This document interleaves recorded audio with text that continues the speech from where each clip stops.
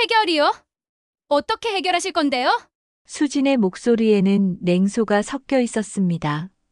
어머니께서 지금 뭘 하고 계신지 아세요? 하루 종일 집에서 빈둥거리시면서 저희한테 얹혀 살고 계시잖아요. 민수가 여보, 너무하는 거 아니야?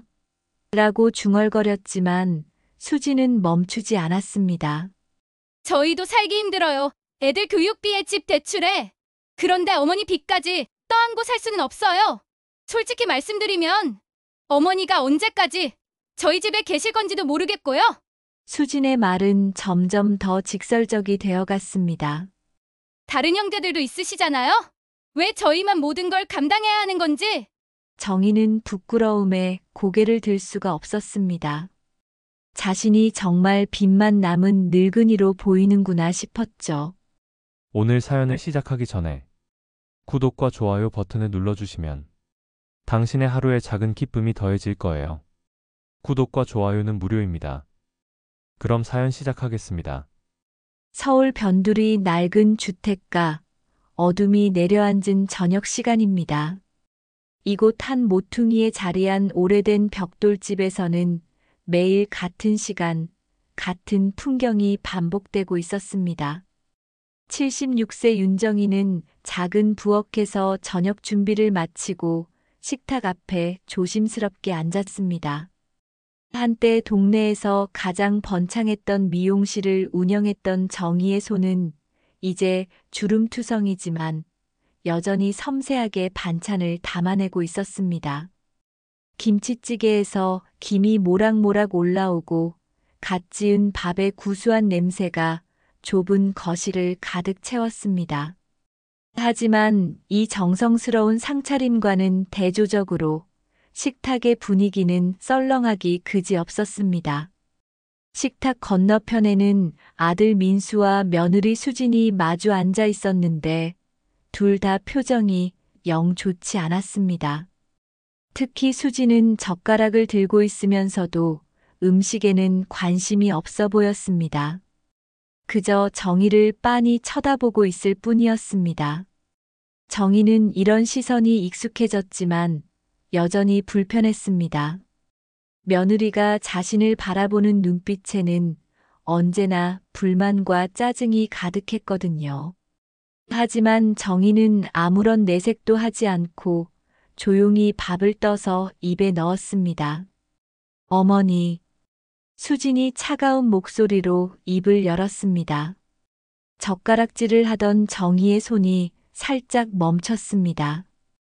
이런 시작은 보통 좋지 않은 이야기의 전주곡이었거든요. 오늘도 비톡촉 전화가 왔어요. 이제 정말 저희까지 곤란해져요. 수진의 말에 민수는 고개를 들지도 않고 밥만 먹고 있었습니다. 정희는 입술을 꾹 다물고 아무 말도 하지 않았습니다. 이런 대화가 몇 달째 계속되고 있었거든요. 처음에는 변명도 하고 사과도 했지만 이제는 그럴 힘조차 남아있지 않았습니다. 어머니, 듣고 계세요? 수진의 목소리가 한 톤 높아졌습니다. 정희는 천천히 고개를 끄덕였습니다. 듣고 있다. 그럼 뭔가 대답을 해주셔야죠. 채권자들이 이 집까지 알아냈다고 하더라고요. 어머니 때문에 저희 신용도까지 망가질까봐 걱정이에요. 어머니 앞가림도 못하시면서 다른 사람들은 왜 이렇게 도와주고 다니시는 거예요, 대체? 수진의 목소리는 점점 날카로워졌습니다. 마치 칼로 찌르는 것 같았습니다. 정희는 천천히 밥숟가락을 내려놓았습니다. 입맛이 완전히 사라져버렸거든요. 채권자들이 뭐래요? 언제까지 기다려달라고 하나요? 어머니가 미용실 접은 지가 언제인데 아직도 이래요? 수지는 멈추지 않았습니다. 마치 평소에 쌓였던 불만을 한꺼번에 쏟아내는 것 같았습니다. 미안하다. 정희의 작은 목소리가 식탁 위로 떨어졌지만 수지는 전혀 누그러들지 않았습니다. 미안하다고 해결되는 게 아니잖아요. 솔직히 말해서 어머니가 미용실 운영할 때 너무 사치스럽게 살지 않으셨어요? 이웃들 말로는 그때 어머니 옷차림이며 액세서리며 정말 화려했다고 하던데 정희의 가슴이 답답해졌습니다. 그때는 분명 열심히 일해서 번 돈이었는데 이제 와서는 그마저도 사치로 취급받고 있었습니다. 결국 이렇게 됐잖아요. 저희가 언제까지 뒤치다꺼리를 해야 하는 거예요? 민수도 회사에서 스트레스 받는데 집에 와서까지 이런 걱정을 해야 하나요?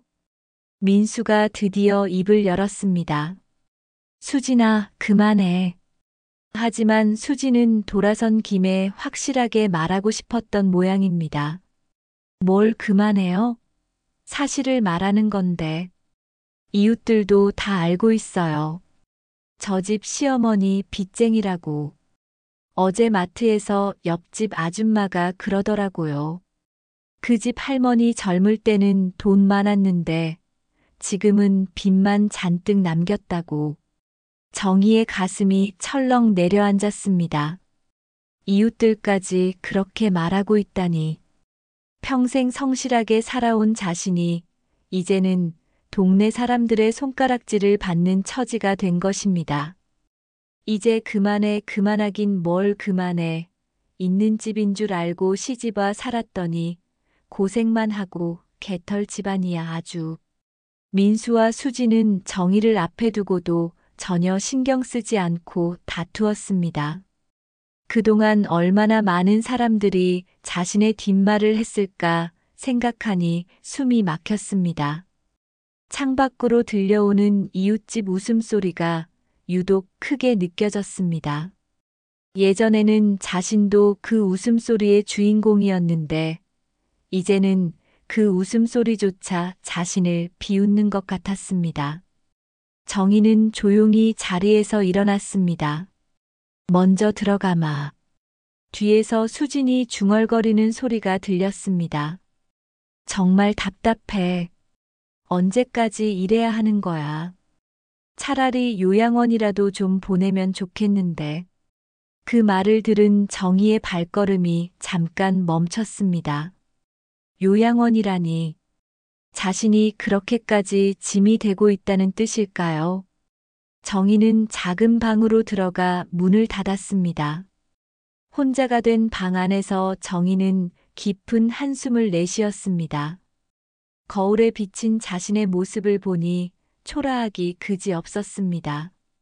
한때는 동네에서 가장 멋쟁이로 통했던 자신이 이제는 이런 모습이라니. 하지만 이상했습니다. 분명 굴욕스럽고 속상한 상황인데 정희의 눈빛에는 꺾이지 않는 기운이 여전히 남아 있었습니다. 마치 무언가를 기다리고 있는 것처럼 아니면 무언가 숨겨진 비밀이 있는 것처럼 말이죠. 벽 한쪽에 걸려있는 남편의 사진을 바라보며 정희는 작게 중얼거렸습니다. 당신이 그랬죠. 억울할 때가 올 거라고. 그 순간 거실에서 수진과 민수의 대화 소리가 다시 들려왔습니다. 정말 이상해요. 그렇게 빚이 많으면서 어떻게 이렇게 당당할 수 있는 건지. 보통 사람 같으면 미안해서라도 고개를 못 들 텐데. 어머니 성격이 원래 그래. 자존심이 세니까. 아니에요. 뭔가 다른 게 있는 것 같아요. 뭔가 숨기는 게 있는 것 같다고요. 뭐 믿는 구석 있는 거 아니고서야 저럴 수가 없지. 정희는 귀를 기울였습니다. 수진의 의심스러운 목소리에서 뭔가 불길한 기운이 느껴졌거든요.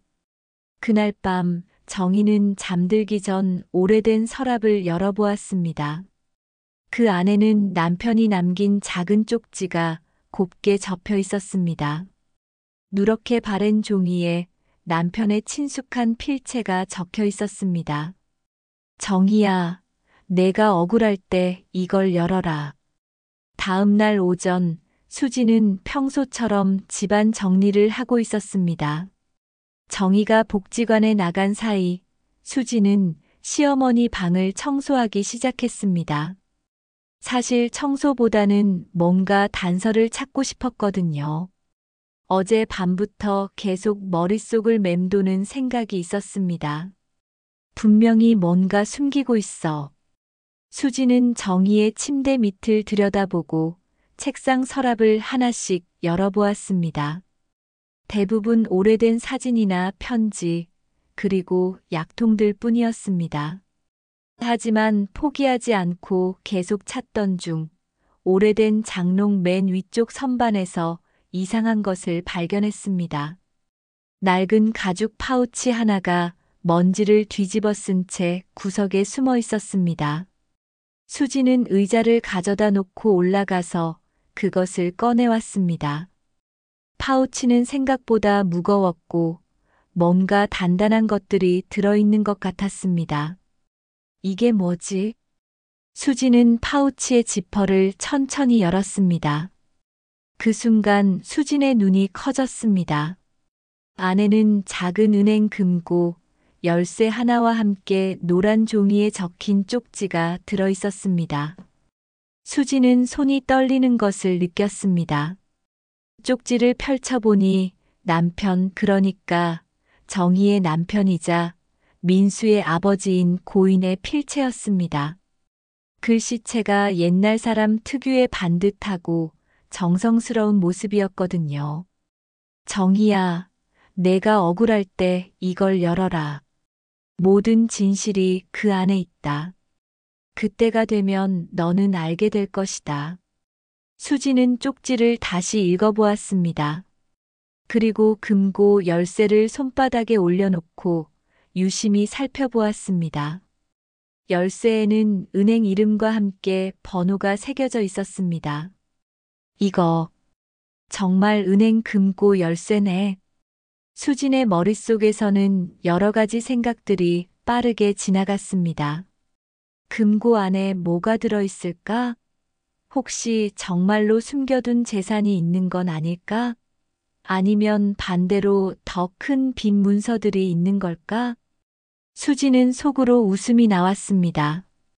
빚증서라도 나오면 시어머니 인생 완전히 끝이겠네. 뭐 운 좋게 재산이 나오면 상속받으면 되는 거고, 이런 게 있었으면 진작 꺼냈을 것이지. 미련한 노인네. 만약 금고 안에 엄청난 빚 관련 서류들이 들어있다면 그것만으로도 정의를 완전히 궁지에 몰아넣을 수 있을 것 같았습니다. 그럼 자연스럽게 요양원 이야기도 꺼낼 수 있고 이 집 문제도 깔끔하게 정리할 수 있을 테니까요. 하지만 한편으로는 불안했습니다.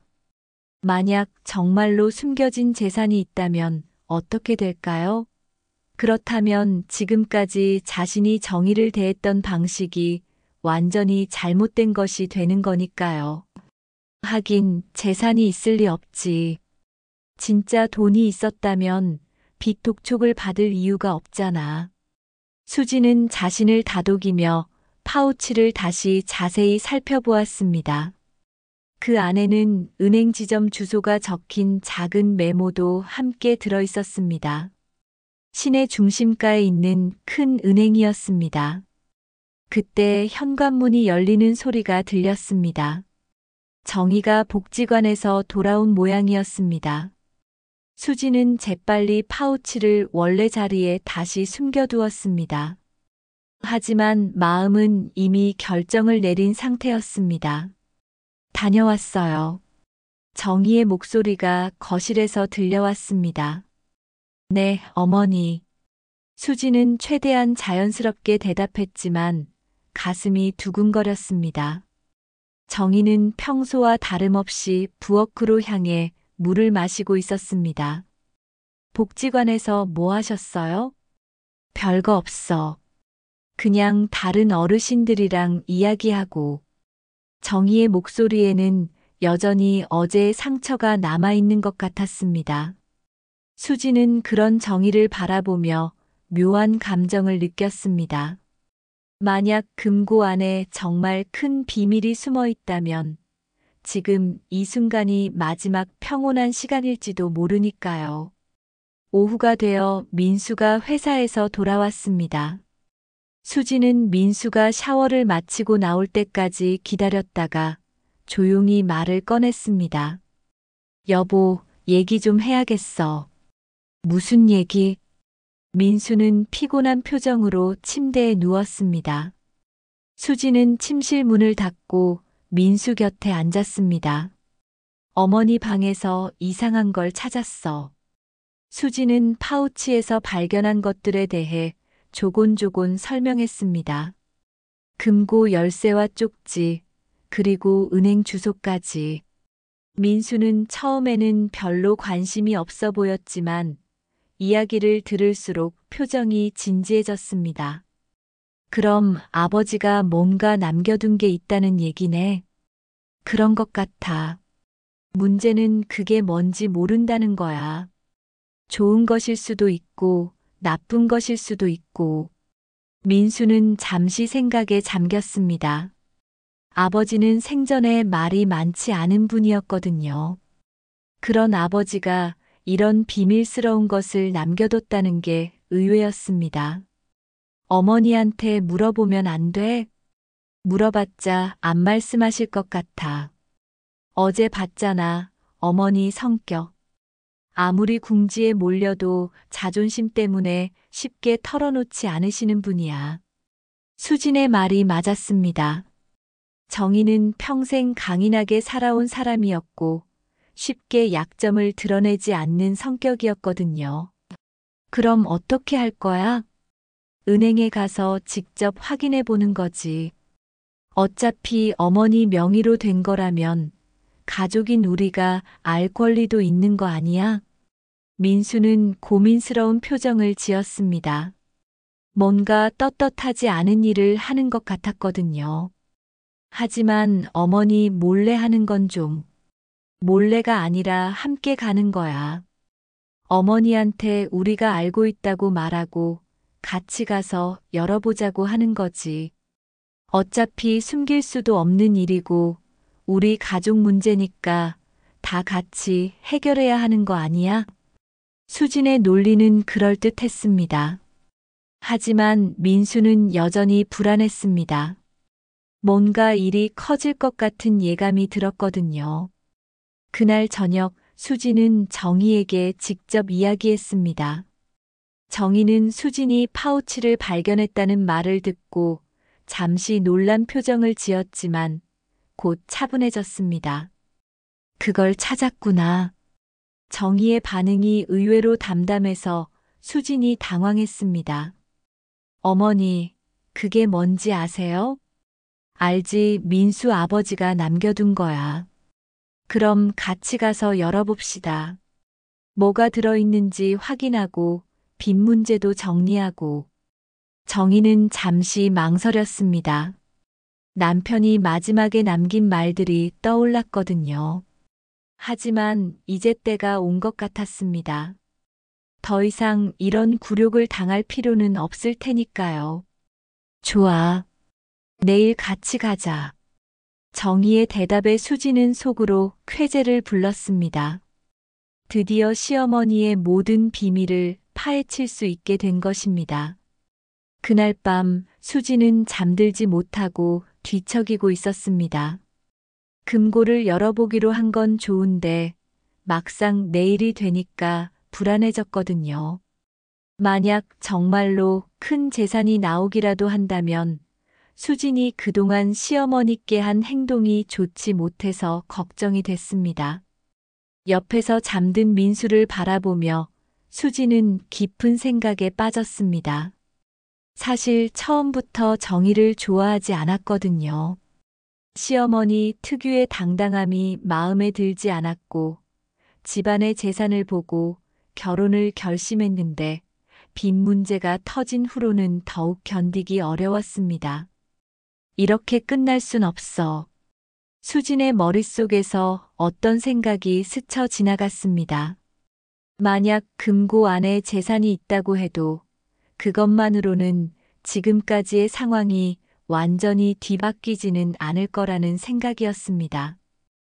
오히려 이 기회를 이용해서 확실하게 정리를 해야 한다는 생각이 들었거든요. 새벽이 되어서야 잠들었던 수지는 아침에 일어나자마자 민수를 깨웠습니다. 여보, 일어나봐. 얘기할 게 있어. 민수는 졸린 눈을 비비며 일어났습니다. 뭔데 이렇게 일찍? 어제 생각해봤는데 그냥 가서 금고만 열어보면 안 될 것 같아. 민수는 무슨 말인지 이해하지 못하겠다는 표정을 지었습니다. 무슨 뜻이야? 수지는 민수를 침실로 데리고 가서 문을 닫았습니다. 정희가 들을까봐 걱정됐거든요. 생각해봐. 만약 어머니 금고에 정말 큰 재산이 있다면 왜 지금까지 빚 독촉을 받으면서도 가만히 있었겠어? 분명히 다른 이유가 있을 거야. 그런 이유가 뭘까? 모르지. 하지만 분명한 건 어머니가 뭔가 숨기고 있다는 거야. 그리고 우리는 그동안 어머니 때문에 얼마나 고생했어. 이웃들 시선도 그렇고 경제적 부담도 그렇고. 민수는 수진의 말을 들으며 점점 심각해졌습니다. 그래서 어떻게 하자는 거야? 어머니 금고에 뭐가 있든 상관없이 우리가 주도권을 잡아야 해. 만약 빚 관련 서류들이 나온다면 그걸 근거로 법적 조치를 취할 수 있고, 만약 재산이 나온다면. 수지는 잠시 말을 멈췄습니다. 그리고 조심스럽게 입을 열었습니다. 만약 재산이 나온다면 그것도 문제가 될 수 있어. 채권자들한테 알려지기 전에 압류당할 수도 있거든. 민수의 얼굴이 굳어졌습니다. 그럼 어떻게 해야 하는데? 기자를 불러야 해. 수진의 말에 민수는 깜짝 놀랐습니다. 기자? 갑자기 웬 기자? 생각해봐. 지금 고령자 빚 문제가 사회적 이슈잖아. 어머니 같은 경우를 기사로 내보내면 사람들이 관심을 가질 거야. 그럼 어머니도 더 이상 숨길 수 없게 되고 우리도 떳떳하게 상황을 정리할 수 있어. 민수는 여전히 이해하지 못하겠다는 표정이었습니다. 그게 무슨 도움이 되는데? 만약 금고에 빚 서류만 있다면 그걸 공개적으로 알려서 사회적 도움을 받을 수 있어. 반대로 만약 재산이 있다면 그것도 투명하게 공개해서 채권자들과 정리할 수 있고. 수진의 설명을 들으면서 민수는 점점 불안해졌습니다. 뭔가 일이 너무 커지는 것 같았거든요. 하지만 어머니가 좋아하실까? 어머니 의견은 중요하지 않아. 이미 우리 가족 전체가 피해를 보고 있는 상황이잖아. 더 이상 미룰 수는 없어. 수지는 이미 마음을 굳혔습니다. 어떻게든 이 상황을 자신에게 유리하게 만들어야 한다는 생각뿐이었거든요. 그럼 어떤 기자한테 연락할 거야? 대학교 동기 중에 신문사 다니는 애가 있어. 사회부 기자야. 그 애한테 연락해 볼게. 민수는 망설였지만 결국 수진의 뜻에 따르기로 했습니다. 사실 민수도 이 상황이 빨리 정리됐으면 좋겠다는 생각이 있었거든요. 오후에 수진은 대학교 동기인 김 기자에게 전화를 걸었습니다. 김 기자는 사회부에서 주로 사회 문제를 다루는 기자였습니다. 영희야, 오랜만이네. 무슨 일이야? 언니, 혹시 지금 시간 있어? 기사 소재로 괜찮을 것 같은 이야기가 있는데. 김 기자는 즉시 관심을 보였습니다. 어떤 이야기인데? 고령자 빚 문제 관련인데 우리 시어머니 이야기야. 평생 사치하며 살다가 빚만 잔뜩 남기고 지금도 금고에 뭔가 숨겨두고 있어. 내일 그 금고를 열어볼 예정이거든. 김 기자는 흥미를 보였습니다. 요즘 고령자 빚 문제가 사회적 이슈가 되고 있었거든요. 그럼 현장 취재가 가능하다는 얘기네. 응. 은행에서 금고를 열 때 촬영해도 될 것 같아. 시어머니가 평생 어떻게 살았는지, 그리고 지금은 어떤 상황인지 생생하게 보여줄 수 있을 거야. 좋네. 고령자 빚 문제 특집으로 다뤄볼 만한 소재 같은데. 내일 몇 시에 어느 은행으로 가면 돼? 수지는 은행 정보를 알려주며 내심 쾌재를 불렀습니다. 이제 정희가 어떤 반응을 보이든 상관없이 모든 상황을 공개적으로 처리할 수 있게 된 것입니다. 저녁 식사 시간 수지는 정희에게 조심스럽게 말을 꺼냈습니다. 어머니, 내일 은행 갈 때 기자분도 함께 갈 예정이에요. 정희는 수저를 든 손을 멈췄습니다. 기자들은 왜? 요즘 고령자 빚 문제가 사회적 이슈잖아요. 어머니 사연도 많은 분들에게 도움이 될 것 같아서요. 혹시 금고에서 도움이 될 만한 자료가 나오면 그것도 공개해서 같은 처지에 있는 분들에게 희망을 줄 수 있을 거고요. 정희는 수진의 말을 듣고 있었지만 그 속에 숨겨진 의도를 어렴풋이 느꼈습니다. 하지만 이미 여기까지 온 상황에서 거부하기도 어려웠습니다. 꼭 그래야 하겠니? 네, 어머니. 이미 약속한 일이에요. 그리고 솔직히 말씀드리면 저희도 이 문제를 투명하게 처리하고 싶어요. 더 이상 이웃들 시선 때문에 고생하고 싶지 않거든요. 민수는 아무 말도 하지 않고 있었습니다.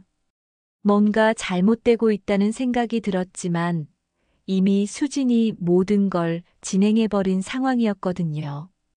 정희는 오랫동안 생각하더니 고개를 끄덕였습니다. 알겠어. 그렇게 해라.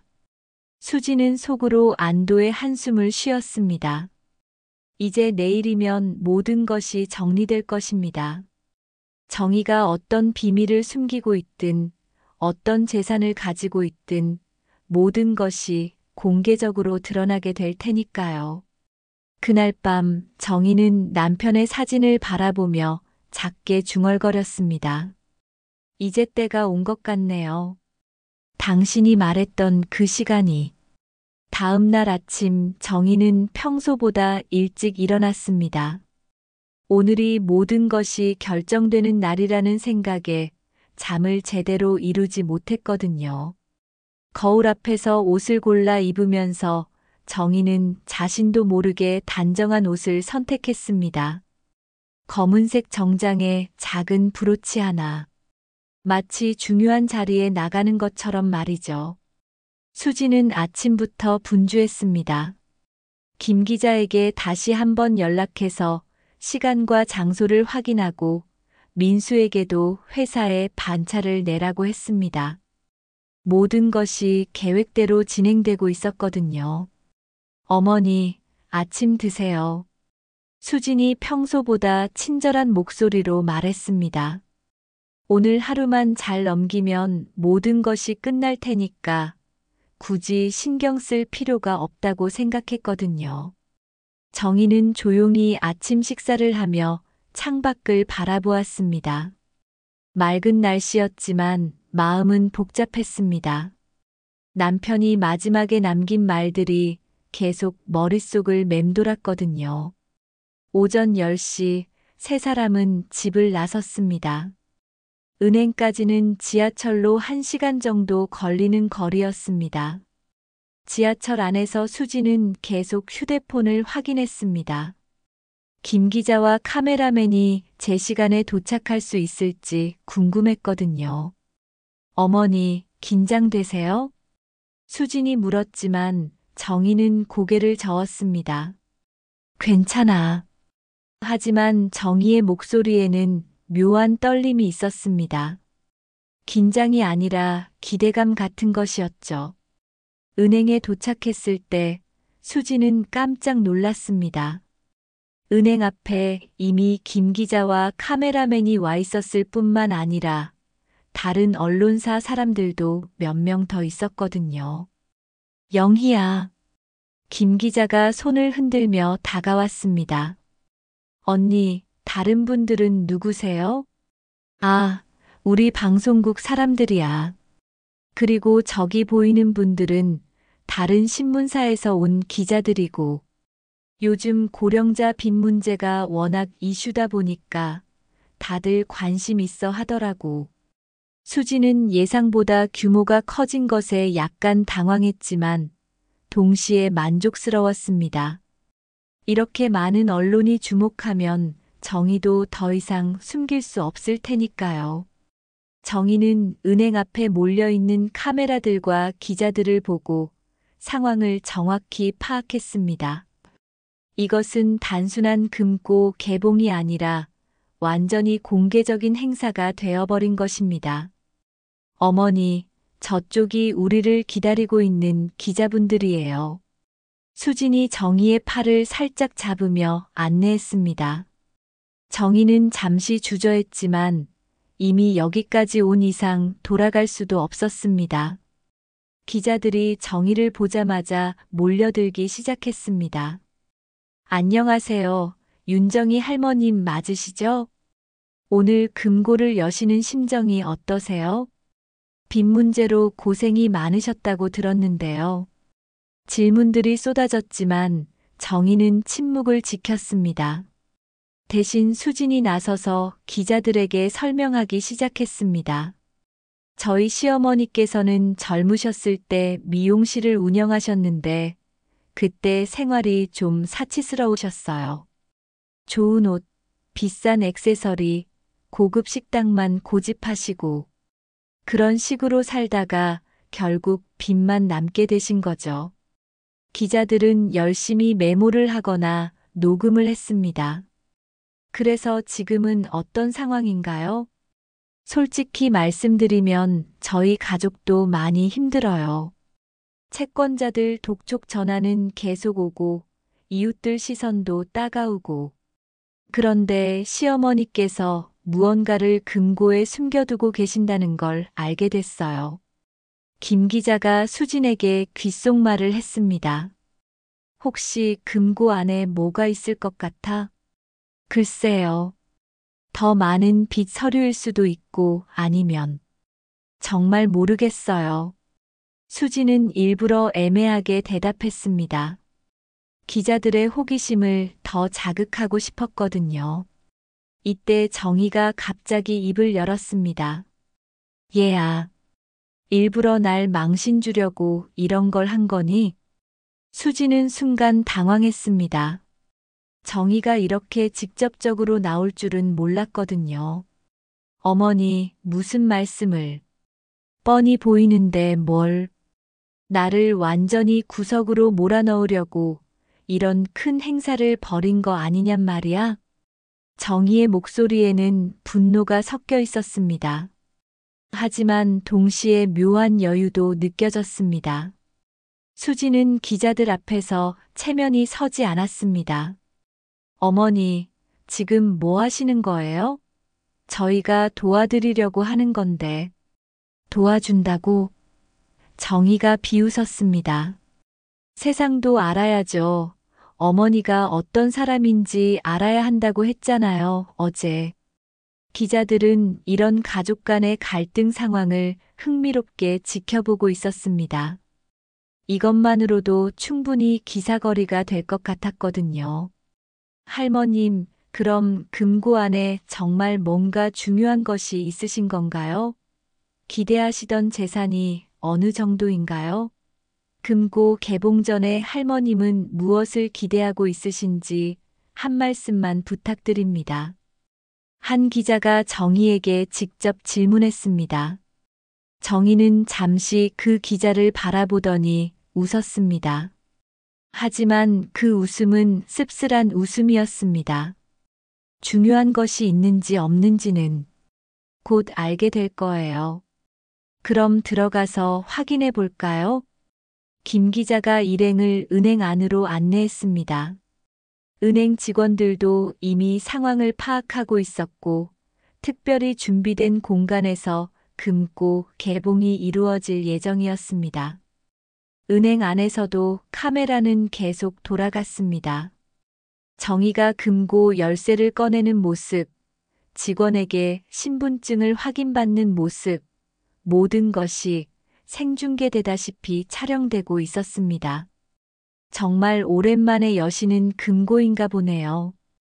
은행 직원이 말했습니다. 네, 남편이 돌아가신 후로는 처음이에요. 정희의 대답에 기자들이 더욱 관심을 보였습니다. 그럼 고인이 되신 남편분이 뭔가 남겨두신 건가요? 그런 것 같아요. 드디어 금고가 있는 지하 금고실로 내려갔습니다. 좁은 공간에 카메라와 사람들이 몰려들어 답답했지만 모두들 긴장한 표정으로 지켜보고 있었습니다. 정희는 금고 앞에 서서 열쇠를 꺼냈습니다. 손이 떨리는 것을 카메라가 클로즈업으로 잡아냈습니다. 할머님, 지금 심정이 어떠신가요? 글쎄요. 남편이 뭘 남겨뒀는지 저도 궁금하네요. 정희가 열쇠를 금고에 넣는 순간 모든 사람들이 숨을 멈췄습니다. 수지는 가슴이 두근거렸습니다. 드디어 모든 것이 밝혀질 순간이었거든요. 철컥. 금고 문이 열렸습니다. 금고 문이 열리는 소리가 지하실에 울려 퍼졌습니다. 모든 사람들이 숨을 죽이고 그 안을 들여다보았습니다. 그 순간 카메라맨부터 기자들까지 모두의 표정이 순식간에 얼어붙었습니다. 금고 안에는 빽빽하게 쌓인 현금 다발들이 보였습니다. 그것도 한두 다발이 아니라 금고 한쪽 벽면을 가득 채울 정도로 말이죠. 그 옆에는 반짝이는 금괴들이 정갈하게 정리되어 있었고 또 다른 한쪽에는 각종 증권과 채권들이 파일로 깔끔하게 정리되어 있었습니다. 이게 다 뭐죠? 도대체 이게 얼마야? 대박이다 진짜. 김 기자가 얼떨떨한 목소리로 중얼거렸습니다. 이런 상황은 전혀 예상하지 못했거든요. 빚쟁이 할머니의 금고에서 이런 엄청난 재산이 나올 줄은 꿈에도 몰랐으니까요. 수지는 그 자리에서 다리에 힘이 풀렸습니다. 얼굴이 창백해지면서 입이 벌어진 채로 금고 안을 바라보고만 있었습니다. 머릿속이 완전히 하얘졌거든요. 이런 일이 일어날 수 있다는 건 상상도 못했으니까요. 민수 역시 충격을 받기는 마찬가지였습니다. 아버지가 이런 재산을 숨겨두고 있었다는 사실도 놀라웠지만 그보다도 지금까지 어머니를 어떻게 대했는지 생각하니 부끄러워서 고개를 들 수가 없었습니다. 은행 직원이 금고 안의 내용물들을 하나씩 꺼내기 시작했습니다. 현금 다발을 세어보고 금괴의 무게를 재고 증권들의 종류와 수량을 파악하는 과정이 이어졌습니다. 그 모든 과정이 카메라에 고스란히 담겼습니다.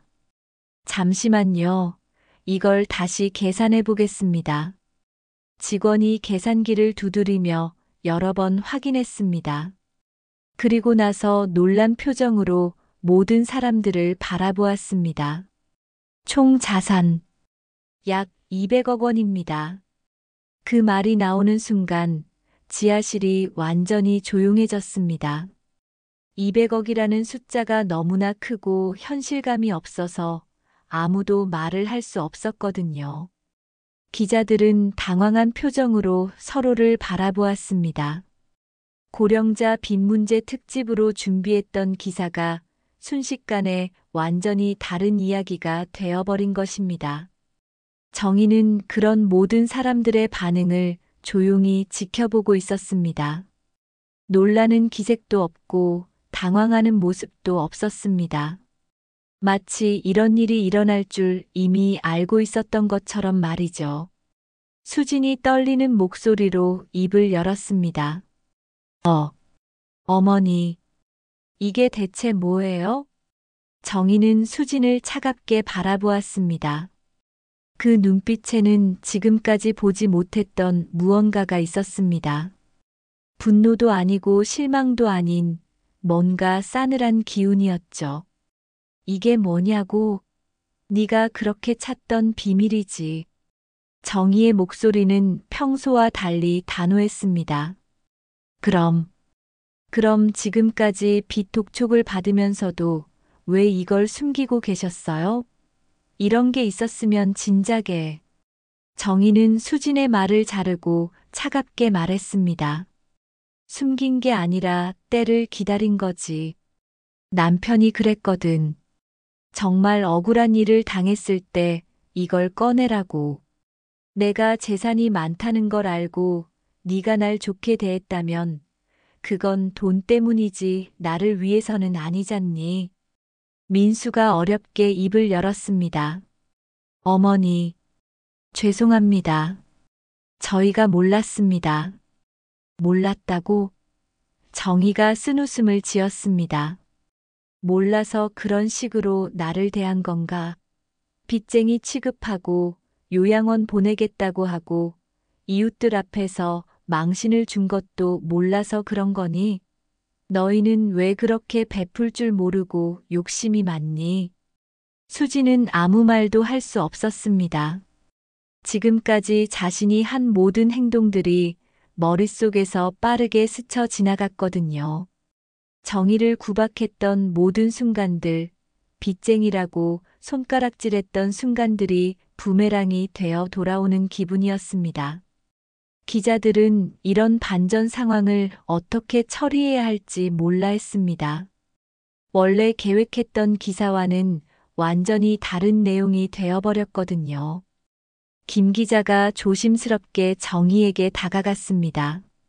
할머님, 그럼 이 재산은 언제부터 여기에 보관하고 계셨던 건가요? 남편이 살아있을 때부터요. 미용실 운영하면서 번 돈도 있고, 부동산 투자로 번 돈도 있고, 남편이 재테크에 관심이 많았어요. 돈이 생기면 부지런히 주식을 사고 금을 모았습니다. 그럼 왜 지금까지 이걸 사용하지 않으셨나요? 정희는 잠시 생각하더니 대답했습니다. 주변 사람들을 돕는 데에 큰 돈은 들어가지 않습니다. 남편이 남긴 마지막 유언이 있습니다. 이 돈은 정말 필요할 때만 쓰라고.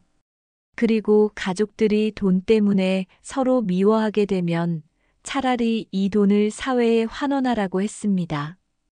그 말을 들은 수진의 얼굴이 더욱 창백해졌습니다. 혹시 정희가 정말로 이 돈을 사회에 기부해버릴 생각인 건 아닐까 하는 불안감이 들었거든요. 어머니, 잠깐만요. 저희하고도 의논을 좀 하셔야죠. 어떻게 하시려고 이러세요? 민수가 조심스럽게 물었습니다. 정희는 모든 사람들을 둘러보더니 입을 열었습니다. 일단 빚부터 정리하겠습니다. 그게 얼마나 되는지 모르겠지만 이 정도면 충분히 해결할 수 있을 테니까요. 은행 직원이 끼어들었습니다. 참고로 말씀드리면 윤정의 고객님 명의로 된 부채는 저희 은행 기록상 전혀 없습니다. 모든 사람들이 깜짝 놀랐습니다. 없다고요? 수진이 되물었습니다. 네, 대출 기록도 없고 연체 기록도 없습니다. 오히려 신용등급이 최상위권이세요. 수진은 더욱 혼란스러워졌습니다. 그럼 지금까지 받았던 비톡촉 전화는 뭐였을까요? 정희가 씁쓸하게 웃었습니다. 그 전화들 말이죠. 제가 보증을 서준 사람들 빚이었어요. 옛날 미용실 단골이었던 분들이 어려울 때 도와달라고 해서 보증을 서줬는데 그분들이 갚지 못하게 되면서 저한테 연락이 온 거였어요. 그럼 어머니 빚이 아니었다는 말씀이세요? 제 빚은 아니죠. 하지만 더 이상 책임을 져야 한다고 생각했어요. 그래서 그분들이 빚을 갚으시는 동안 조금씩 돕고 있었습니다. 기자들은 이런 반전에 반전을 거듭하는 상황에 완전히 어리둥절해했습니다.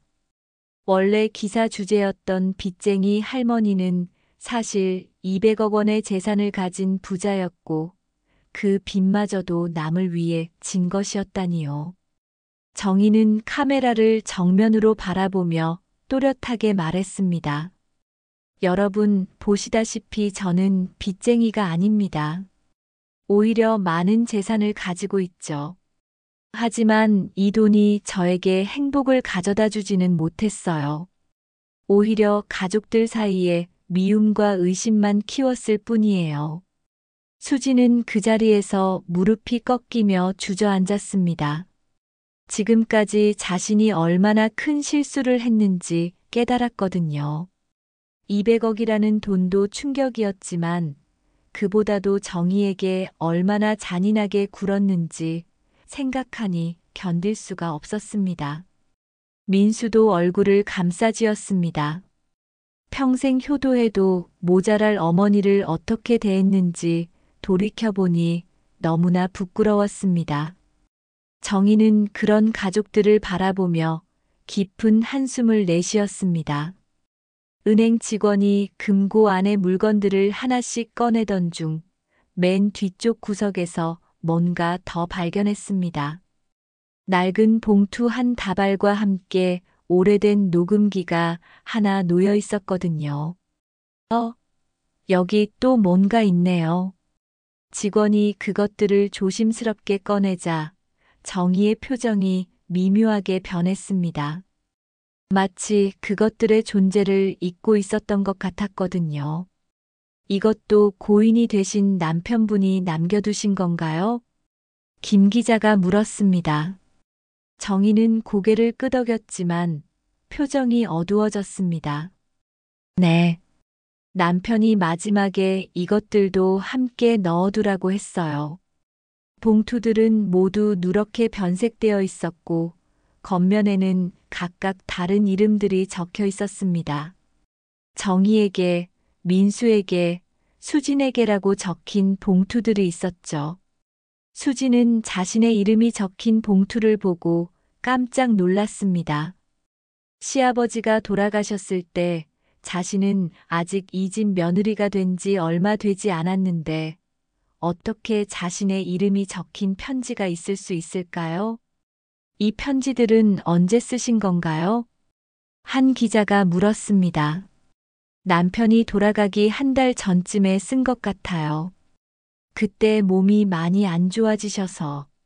정희의 목소리가 떨렸습니다. 남편의 마지막 시간들이 떠올랐거든요. 은행 직원이 녹음기를 들어보였습니다. 이 녹음기도 함께 열어보시겠어요? 정희는 잠시 망설였습니다. 남편이 뭘 녹음해뒀는지 알 것 같기도 하고 모를 것 같기도 했거든요. 하지만 이미 여기까지 온 상황에서 숨길 것도 없었습니다. 네, 들어보죠. 직원이 낡은 녹음기의 재생 버튼을 눌렀습니다. 잠시 지지직거리는 소음이 나오더니 익숙한 남자 목소리가 울려 퍼졌습니다. 정희야. 이 녹음을 듣고 있다면 아마 내가 말했던 그 시간이 온 것 같구나. 남편의 목소리였습니다. 모든 사람들이 숨을 죽이고 들었습니다. 미안하다, 정희야. 내가 살아생전에 너에게 말하지 못한 이야기가 있다. 이제 와서 말하기에는 너무 늦었지만 그래도 언젠가는 알아야 할 일이라고 생각한다. 정희의 얼굴이 창백해지기 시작했습니다. 남편이 무슨 말을 하려는지 어렴풋이 짐작이 갔거든요. 수진이 말이야. 사실은 녹음기에서 나오는 목소리가 잠시 멈췄습니다. 마치 남편이 말하기를 주저하고 있는 것 같았죠. 수진이는 내 딸이다. 그 순간 지하실에 있던 모든 사람들의 숨이 멎었습니다. 수지는 그 자리에서 비틀거렸고 민수는 입을 벌린 채 아무 말도 할 수 없었습니다. 뭐라고요? 수진이 떨리는 목소리로 중얼거렸습니다. 녹음기에서 남편의 목소리가 계속 이어졌습니다. 내가 젊었을 때 다른 여자와 관계를 가진 적이 있었다. 그때 태어난 아이가 수진이야. 그 여자는 수진이를 낳고 얼마 후에 세상을 떠났고 나는 수진이를 남의 집에 입양을 보냈다. 수진의 다리에서 힘이 빠졌습니다. 평생 자신이 알고 있던 정체성이 한순간에 무너져 버린 것입니다. 정희는 녹음기를 바라보며 복잡한 표정을 지었습니다. 사실 남편의 과거에 대해 어느 정도 짐작하고 있었지만 수진이 그 아이라는 건 전혀 몰랐거든요. 하지만 수진이가 민수와 만나서 결혼하겠다고 했을 때 나는 그게 운명이라고 생각했다. 내가 저지른 죄를 갚을 기회라고 생각했어. 그래서 반대하지 않았고 오히려 환영했지. 민수는 충격에 빠져 벽에 기대섰습니다. 자신의 아내가 사실은 이복 누나였다는 사실을 받아들이기 어려웠거든요. 정희야, 미안하다. 평생 이 비밀을 숨기고 살아서. 하지만 수진이도 아무것도 모르는 아이야. 그 아이에게 죄는 없어. 만약 이 사실이 밝혀지는 날이 온다면 그때는 너의 판단에 맡기겠다. 정희는 눈물을 흘리며 녹음기를 바라보고 있었습니다. 평생을 함께 산 남편이 이런 큰 비밀을 숨기고 있었다는 사실이 충격이었거든요. 그리고 이 돈들. 이 모든 재산은 내가 수진이에게 해주지 못한 아버지 역할에 대한 속죄의 의미도 있어. 그리고 정희야, 너에게는 내 잘못으로 인한 고통을 조금이라도 덜어주고 싶었어. 기자들은 이런 드라마 같은 상황에 완전히 압도되어 있었습니다. 200억 원의 재산도 놀라웠는데 이제는 출생의 비밀까지 나온 것입니다. 정희야, 수진아, 서로 미워하지 말아라. 이 모든 건 내 잘못이야. 수진아, 정희를 잘 부탁한다. 가여운 사람이니 엄마처럼 생각하고 잘 대해주거라. 그리고 정희야, 수진이는 죄 없는 아이야. 정희야, 수진에게 따뜻한 가족이 되어줘. 녹음이 끝나자 지하실은 완전한 침묵에 빠졌습니다. 모든 사람들이 방금 들은 내용을 소화하려고 애쓰고 있었거든요. 수진은 그 자리에 주저앉으며 눈물을 흘리기 시작했습니다. 자신이 평생 시어머니라고 생각했던 정희가 사실은 아버지의 첫 번째 부인이었고 자신은 그 남편을 배신한 여자의 딸이었다는 사실이 너무나 충격적이었거든요. 어머니. 수진이 떨리는 목소리로 정희를 불렀습니다. 하지만 이제 어머니라고 부를 수도 없는 상황이었습니다. 정희는 수진을 바라보며 복잡한 감정이 교차하는 표정을 지었습니다. 동정과 분노, 그리고 안타까움이 뒤섞인 눈빛이었죠. 민수는 머리를 감싸쥐었습니다. 아내이자 이복 누나인 수진, 그리고 지금까지 자신이 어머니를 어떻게 대했는지 생각하니 견딜 수 없었습니다. 김 기자가 어렵게 입을 열었습니다. 제 남편의 혼외 자식이 며느리로 들어오다니. 정희가 쓴웃음을 지으며 말했습니다. 이런 아이러니가 또 있을까요? 남편을 배신하게 만든 그 여자의 딸이 제 며느리가 되어서 저를 구박하고 있었던 거죠. 수진이 무릎을 꿇고 정희 앞으로 기어갔습니다. 죄송해요. 정말 죄송해요. 제가 몰랐어요. 몰랐다고 해서 달라지는 건 없을 거야. 정희의 목소리는 차갑기만 했습니다. 그동안 네가 저에게 한 말들, 한 행동들, 그리고 이제 와서 네가 누구인지 알게 되니 더욱 기가 막히는구나. 기자들은 이런 가족의 비극적인 상황을 어떻게 다뤄야 할지 난감해했습니다. 이것은 단순한 사회 문제가 아니라 한 가족의 깊은 상처와 비밀에 관한 이야기였거든요. 정희는 봉투들을 하나씩 집어들었습니다. 이제 이 편지들도 읽어야겠네요. 남편이 우리 각자에게 무슨 말을 남겼는지. 하지만 정희의 손은 계속 떨리고 있었습니다. 이미 충분히 충격적인 사실을 알았는데 편지에는 또 어떤 내용이 적혀 있을지 조금은 두려웠습니다.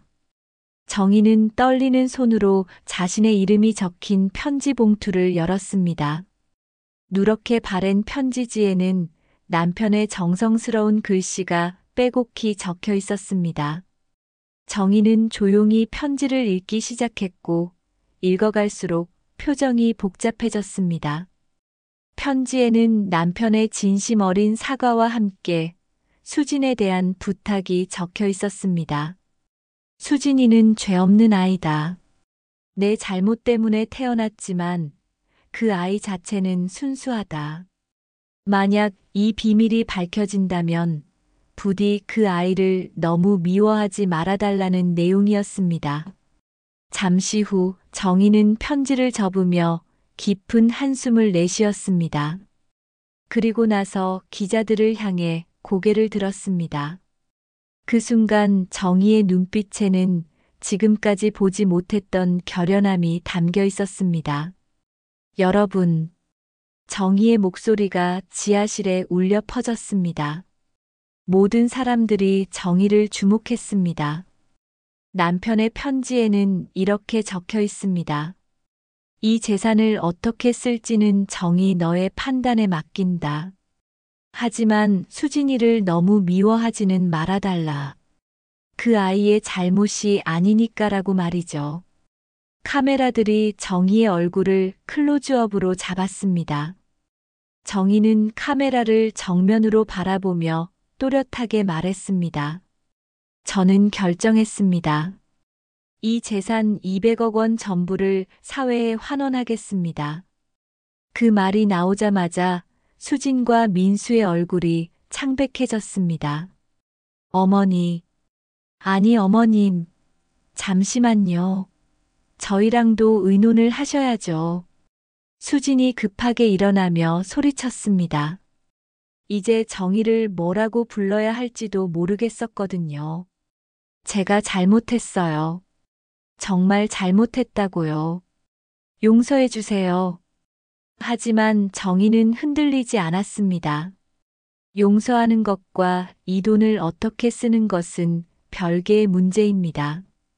그동안 저는 얼마나 많은 굴욕을 당했는지 모릅니다.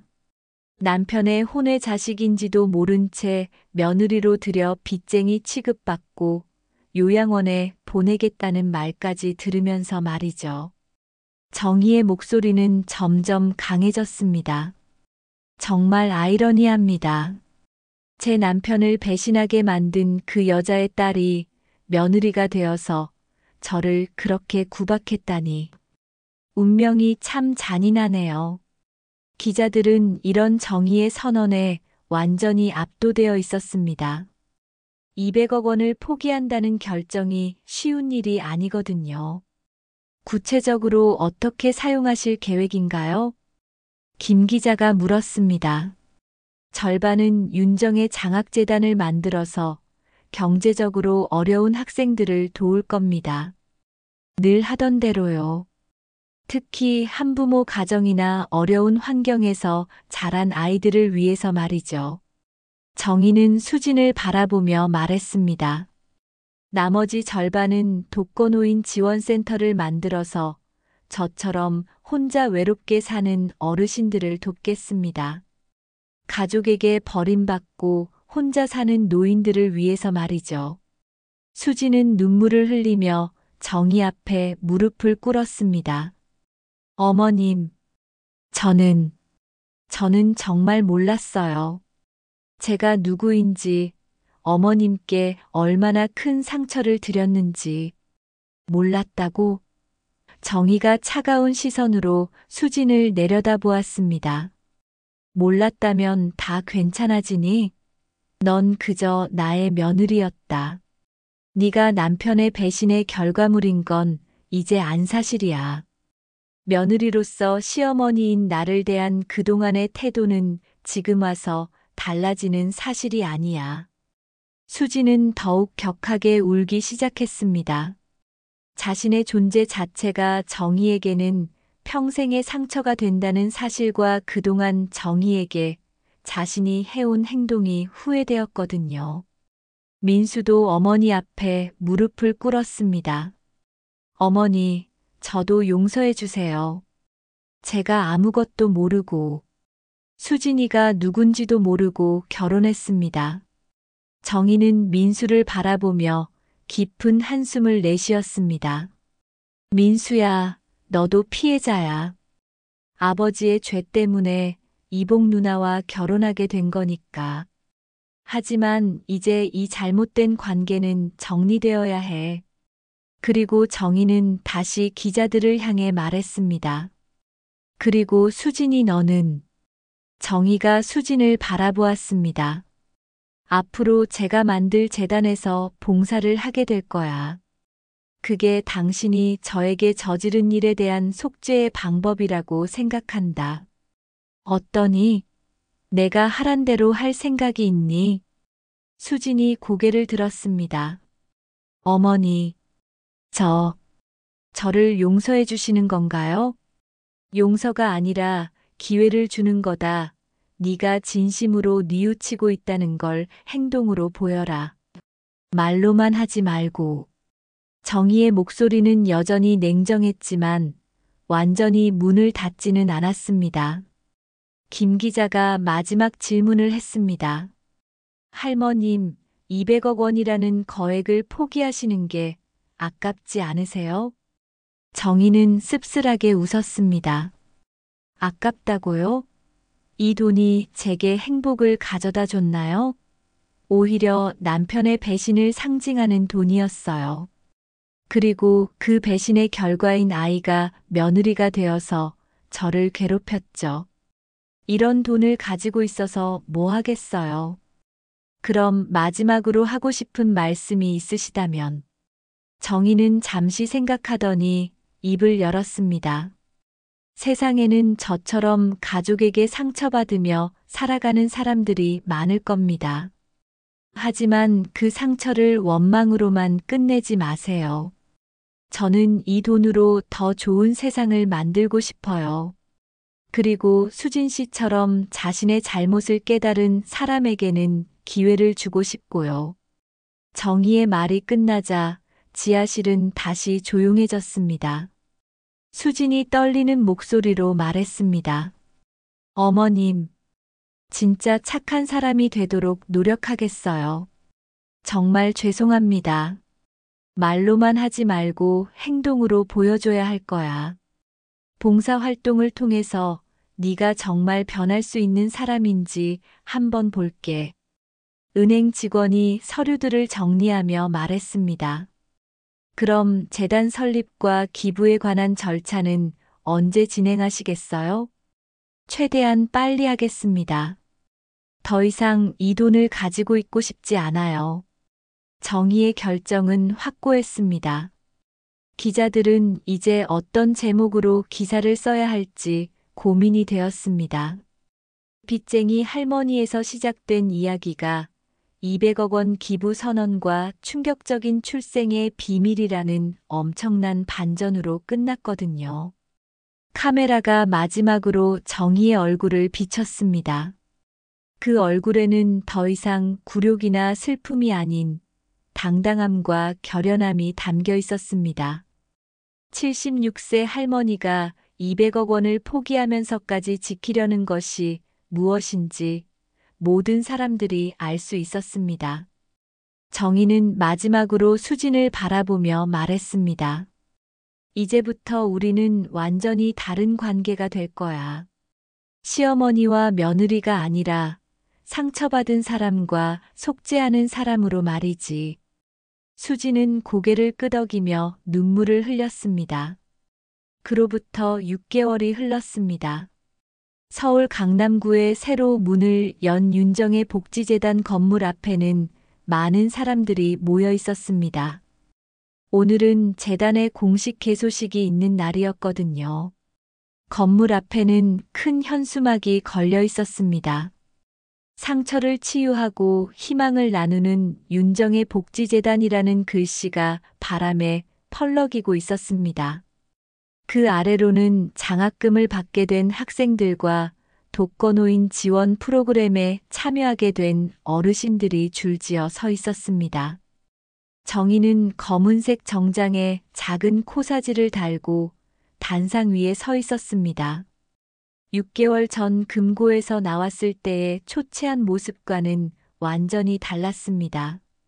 눈빛에는 활기가 넘쳤고 표정도 한결 밝아 보였습니다. 그 옆에는 회색 봉사복을 입은 수진이 서 있었습니다. 예전에 화려했던 모습 대신 소박하고 단정한 차림이었지만 얼굴에는 진심 어린 미소가 떠올라 있었습니다. 얼굴이 참 편해 보였습니다. 지난 6개월 동안 수지는 정말 많이 변했습니다. 처음 한 달은 정말 힘들었습니다. 수지는 민수와 이혼 절차를 밟으면서 동시에 정희의 재단 설립을 돕기 시작했습니다. 하지만 정희는 여전히 수진을 차갑게 대했고 수진의 작은 실수도 용서하지 않았습니다. 왜 이렇게 서류를 대충 정리했어요? 죄송합니다. 다시 하겠습니다. 다시 하면 뭐 해요? 처음부터 제대로 하셔야죠. 네, 알겠습니다. 수지는 정희를 더 이상 어머니라고 부르지 않았습니다. 그럴 자격도 없고 그럴 관계도 아니었으니까요. 대신 이사장님 또는 정희 선생님이라고 불렀습니다. 그런 날들이 계속되었지만 수지는 포기하지 않았습니다. 자신이 정희에게 얼마나 큰 상처를 줬는지 알고 있었거든요. 무엇보다 자신의 존재 자체가 정희에게는 평생의 아픔이라는 걸 깨달았기 때문이었습니다. 두 번째 달부터는 조금씩 변화가 보이기 시작했습니다. 수진이 독거노인들을 직접 찾아가서 도움을 드리는 모습을 본 정희가 조금씩 마음을 열기 시작한 것입니다. 할머니, 약은 제 시간에 드세요. 그리고 혼자 계시지 마시고 센터에 오셔서 다른 분들과 시간을 보내세요. 수진이 80세 할머니의 손을 잡고 말하는 모습을 보며 정희는 수진의 진심을 느낄 수 있었습니다. 예전에 이기적이었던 수진과는 완전히 다른 모습이었거든요. 세 번째 달에는 더 큰 변화가 있었습니다. 어려운 가정 환경의 한 고등학생이 수진에게 편지를 보내온 것입니다. 선생님 덕분에 공부를 계속할 수 있게 됐어요. 저도 선생님처럼 다른 사람들을 도울 수 있는 사람이 되고 싶어요. 선생님이 저에게 해주신 말씀을 잊지 않겠습니다. 과거는 바꿀 수 없지만 미래는 우리가 만들어가는 거야라고 하신 그 말씀요. 그 편지를 읽으며 수지는 눈물을 흘렸습니다. 태어나서 처음으로 누군가에게 진짜 도움이 되었다는 기쁨을 느꼈거든요. 정희도 그런 수진의 모습을 보며 조금씩 마음이 누그러졌습니다. 그리고 넷째 달에 드디어 변화의 순간이 왔습니다. 수진 씨. 정희가 수진을 부르는 호칭이 달라진 것입니다. 처음에는 그냥 너희라고 불렀는데 이제는 이름을 불러주었습니다. 네, 이사장님. 오늘 독거노인 방문 일정에 저도 함께 가겠어요. 그날 정희와 수지는 함께 독거노인들을 방문했습니다. 그 과정에서 정희는 수진이 진심으로 변했다는 것을 확신할 수 있었습니다. 5번째 달에는 수진이 정희에게 편지를 썼습니다. 정희 선생님께, 저는 매일 제 자신을 돌아보며 살고 있습니다. 제가 선생님께 드린 상처가 얼마나 깊은지, 그리고 제 존재 자체가 선생님께 얼마나 큰 아픔인지 알고 있습니다. 하지만 저는 포기하지 않겠습니다. 언젠가는 선생님께서 저를 용서해 주실 날이 올 때까지 계속 노력하겠습니다. 그 편지를 읽고 정희는 처음으로 수진을 향해 미소를 지었습니다. 이제 개소식 현장으로 돌아가 보겠습니다. 정희가 마이크를 잡고 인사말을 시작했습니다. 안녕하세요. 윤정의 복지재단 이사장 윤정희입니다. 박수가 터져 나왔습니다. 특히 6개월 전 그 충격적인 기자회견을 기억하는 사람들은 감회가 새로웠습니다. 6개월 전 저는 가족들에게조차 이해받지 못하는 외로운 노인이었습니다. 하지만 그 고통이 있었기에 진짜 소중한 것이 무엇인지 깨달을 수 있었습니다. 정희는 수진을 바라보며 계속 말했습니다. 때로는 가장 큰 상처를 준 사람이 가장 큰 깨달음을 주기도 합니다. 그 사람과 함께 일하면서 용서가 무엇인지, 그리고 진정한 변화가 무엇인지 배웠습니다. 수진은 눈물을 참으며 고개를 끄덕였습니다. 이 재단을 통해 저희가 하고 싶은 일은 단순합니다. 상처받은 사람들에게 희망을 주고 잘못을 저지른 사람들에게는 속죄의 기회를 주는 것입니다. 청중들 사이에서 웅성거림이 들렸습니다. 정희의 말에 많은 사람들이 감동받고 있었거든요. 개소식이 끝난 후 정희와 수진은 재단 내부를 둘러보았습니다. 1층에는 상담실과 사무실이 있었고 2층에는 독거노인들이 모여서 시간을 보낼 수 있는 커뮤니티 공간이 마련되어 있었습니다. 정희 선생님 정말 꿈 같아요. 수진이 말했습니다. 6개월 전만 해도 상상도 못했던 일이에요. 제가 이렇게 많은 사람들을 도울 수 있을 줄. 아직 시작일 뿐이에요. 앞으로 할 일이 더 많아요. 정희가 대답했지만 그 목소리에는 따뜻함이 담겨 있었습니다. 그때 멀리서 민수가 조용히 지켜보고 있는 모습이 보였습니다. 민수는 수진과 이혼한 후 새로운 삶을 시작했습니다. 충격적인 진실을 알게 된 후 많은 혼란이 있었지만 이제는 어머니와 수진이 각자의 길을 찾은 것을 보며 안도하고 있었습니다. 민수야, 이리 와. 정희가 민수를 불렀습니다. 어머니, 고마워. 그때 올바른 선택을 해줘서.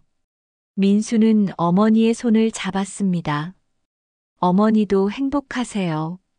그리고 수진 씨도 진짜 좋은 사람이 된 것 같아요. 민수는 수진을 바라보며 말했습니다. 앞으로도 계속 좋은 일 하세요.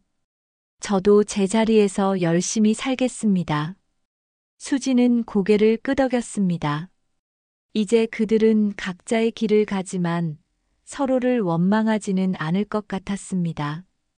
저녁이 되어 재단 건물이 조용해지자 정희와 수진은 옥상에 올라갔습니다. 서울 시내의 야경이 한눈에 보이는 곳이었습니다. 수진 씨. 네, 이사장님. 이제 그만 이사장님이라고 부르지 마세요. 수진이 놀란 표정을 지었습니다. 그럼 뭐라고 불러드릴까요? 엄마라고 해. 우리는 가족은 아니지만 이제 함께 걸어가는 동반자니까. 수진의 눈에서 눈물이 흘러내렸습니다. 정희 엄마. 그래, 그렇게 불러줘. 정희는 수진의 어깨에 손을 올렸습니다. 앞으로도 계속 이 길을 함께 걸어가자. 과거의 상처는 치유하고 미래의 희망은 만들어가면서 말이야. 수지는 정희를 바라보며 말했습니다.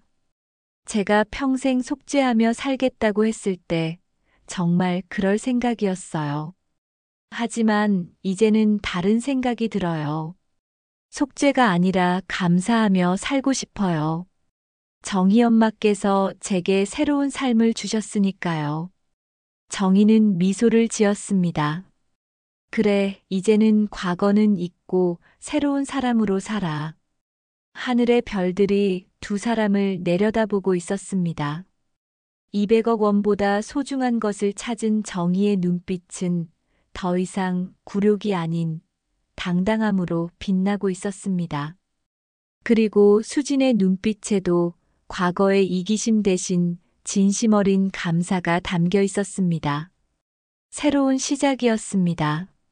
상처받은 사람과 상처를 준 사람이 함께 만들어가는 치유와 희망의 이야기가 이제 막 시작된 것입니다. 오늘의 이야기 들어주셔서 감사합니다. 앞으로도 인생의 지혜를 밝히는 감동적인 사연으로 찾아뵙겠습니다. 좋아요와 구독도 잊지 말고 눌러주시고 댓글로 응원의 메시지를 남겨주세요. 오늘도 여러분들께 꽃길 인생만 펼쳐지길 바라고 응원하겠습니다.